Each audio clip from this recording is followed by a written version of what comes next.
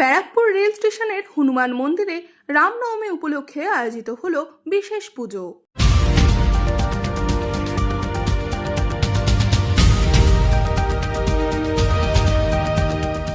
ব্যারাকপুর মহাবীর সেবা সমিতির পক্ষ থেকে রামনবমী উপলক্ষে ব্যারাকপুর রেল স্টেশনে অবস্থিত হনুমান মন্দিরে আয়োজিত হলো বিশেষ পুজো।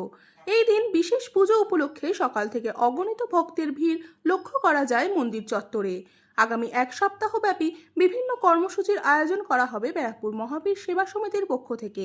এমন কথাই সিটি নিউজের মুখোমুখি হয়ে জানালেন মন্দিরের প্রধান পুরোহিত মনোজ তিওয়ারি। সবথেকে আগে তো নমস্কার সবাইকে, আপনাদের যত দর্শক আছেন আর সবাইকে শ্রী রামনবমী পুজোর শুভকামনা।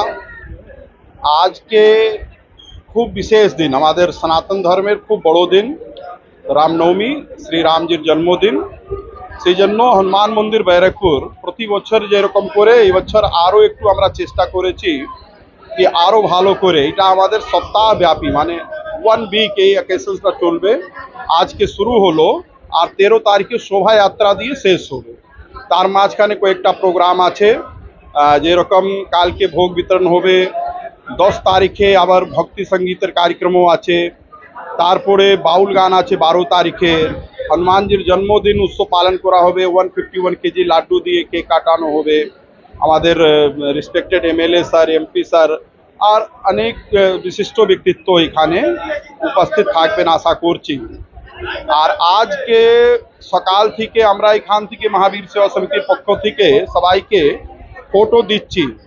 তো 5000 ফটো এসেছিল, তার মধ্যে আশা করছি কি অর্ধেক ফটো চলে গেছে, মানে 2500-3000 মানুষ পুজো করে চলে গেছেন এই মুহূর্তে। তো আশা করছি 10,000 থেকে বেশি মানুষ আসবেন।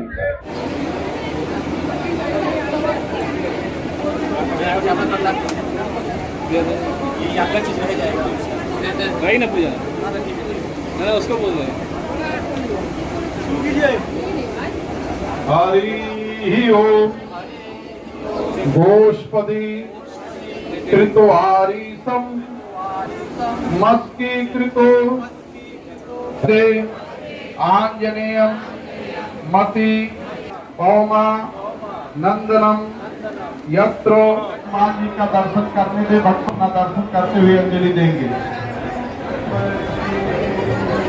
हरि